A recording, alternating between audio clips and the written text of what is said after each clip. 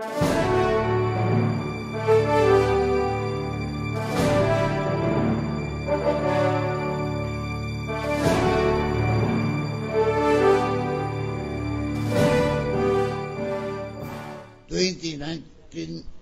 2010. Covering the period January 2001 to December 2010. Alright. Now, ano pong kinalaman nito sa sinasabi niyong pagbabayad ninyo ng buwis? Yan po yung binabayaran kong buwis for that particular period.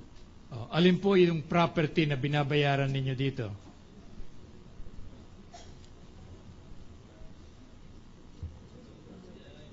Witness going over the same, Your Honor.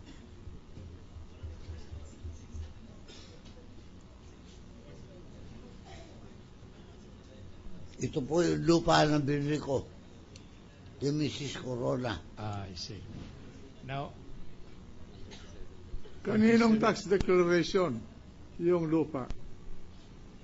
natinig ninyo. Kanino raw pong tax declaration yung lupa? Tinatanong kayo ng Scarlett. Sa akin po pangalan, yung statement of account.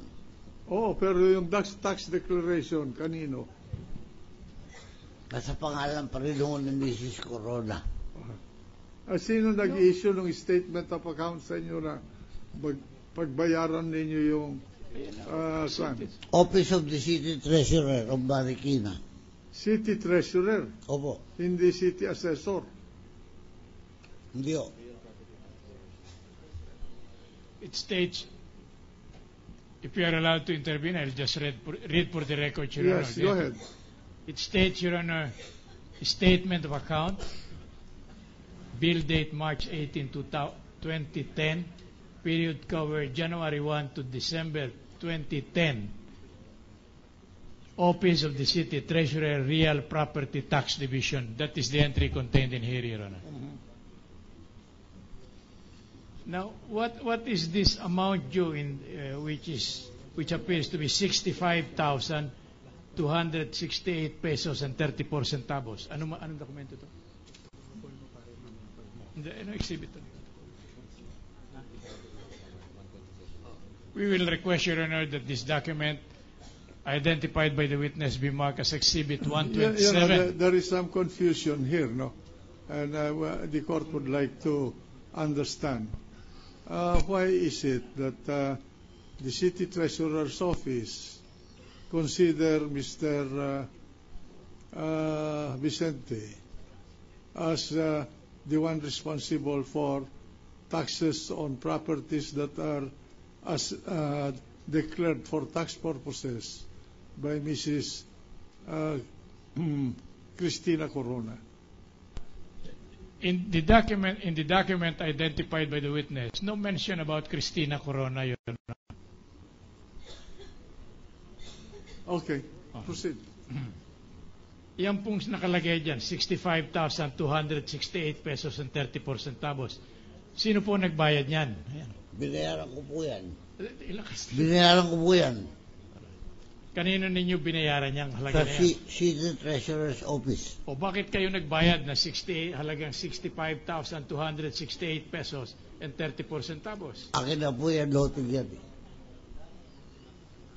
Sinasabi ninyong inyo na, pero wala sa inyong titulo, wala sa inyong tax declaration. Anong ibig ninyo sabihin? Nasa akin ang titulo niyan at saka absolute deed of sale. Ito ba yung galing kay Mrs. Corona? Opo. Nakarehistro na ba nakarehistro na ba yung titulo na yan sa pangalan ninyo? Hindi po. Hindi po nakarehistro sa pangalan ko yan. Okay.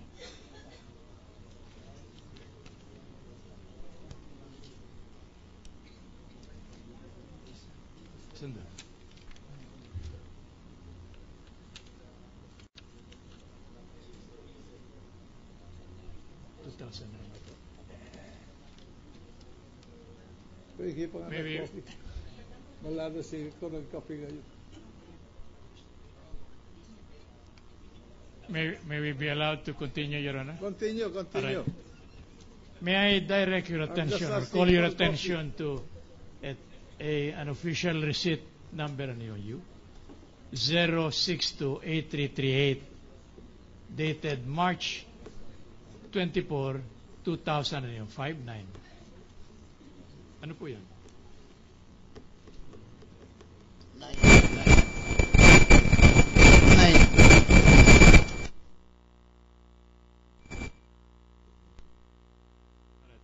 Now, the declared owner here is one Vicente Demetrio, and the account number is 123807.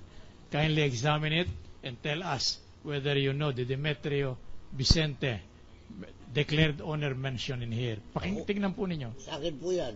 Pangalan ko yan. This is a receipt. Receipt in the amount of 6,230 tabos. Alright. Now, this appears to be, or this is labeled official real property tax receipt. Now, how did it happen that the receipt is in your name when according to you, this is not yet declared in your name? Paano po nangyari na kayo nagbabayad, nasa pangalan niyo yung pagbabayad, samantalang hindi naman? Pinakita ko yung absolute deed of sale of property. Nasa pangalan ko. Kaya, as far as the Treasurer's Office is concerned, yung nilalagay niya ang pangalan ko. Hindi kayo madinig, hindi po kayo nadidinig. Ulitin po ninyo. Sa akin yung pangalan na yan, kasi pinakita ko yung absolute deed of sale na sa pangalan ko, na ako ang buyer ng property. Was there any instance where you have appeared before the city assessor's office for purposes of declaring this property in your name? Meron na ho bang gano'n? Opo, nakausap ko yung assessor office na chief na sinabi ko, pinakita ko yung deed of sale ko.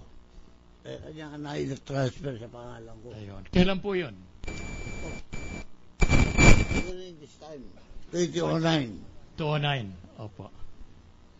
Now again, may we request, Your Honor, that the document identified by the witness be marked as Exhibit 129 for the defense. Tama? 128, Your Honor. Mark it accordingly. Now, again, I show you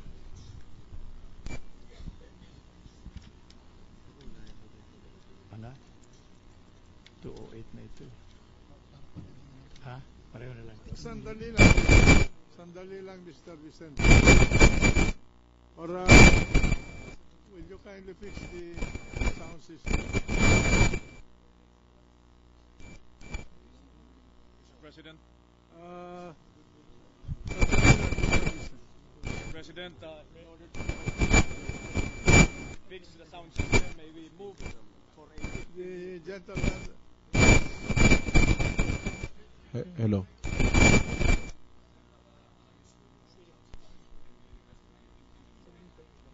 All right, trial suspended.